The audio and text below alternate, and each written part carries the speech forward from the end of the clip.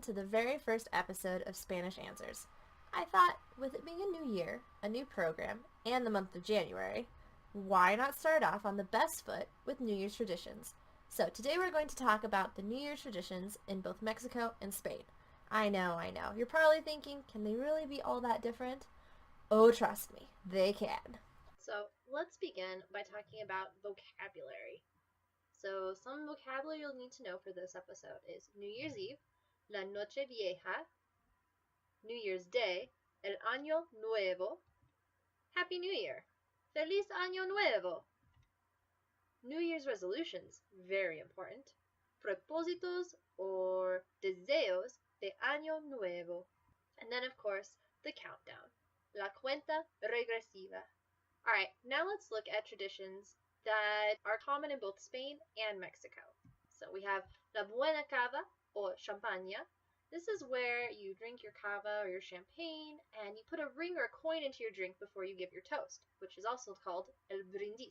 And of course, we've got fireworks, los fuegos artificiales, la pirotecnia, love fireworks, who doesn't? And then the 12 grapes, or las 12 uvas de la suerte. This is, I think, one of the most interesting traditions that both countries share. So what you do is you get a bowl of 12 grapes, exactly, because each grape is supposed to represent 1 month of the year. Then, as soon as the clock begins to strike midnight, you quickly try and eat all of 12 of your grapes before the clock finishes. This is a really big event where you can go kind of like for New Year's in America, where you go to Times Square. They also will go to La Puerta del Sol in Madrid, kind of like the place to be. And then wearing colored underwear, ropa interior. So if you wear red, rojo, that's for love. You're hoping to have good luck in love that year. If you wear yellow or amarillo, you're hoping to have luck and money. Now, some traditions that are particular to Spain include putting your right foot forward. So you want to start the year right by walking first with your right foot. And it's kind of debatable as to where and when you're supposed to actually start on the right foot.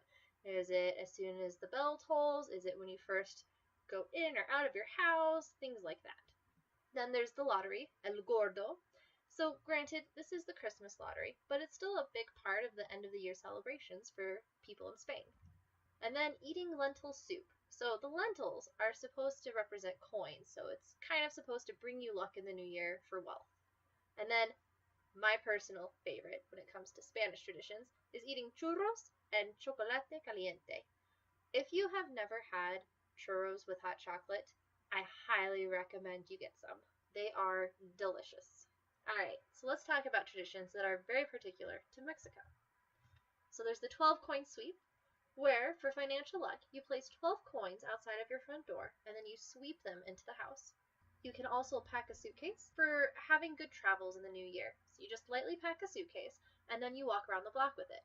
But if that's not possible, you can also place it in your living room and walk around it a few times. Then there's the New Year's cleaning, where you go and you clean your pets, you clean your house, you clean your car, and in some places it includes throwing a bucket of water out the window. Pretty exciting.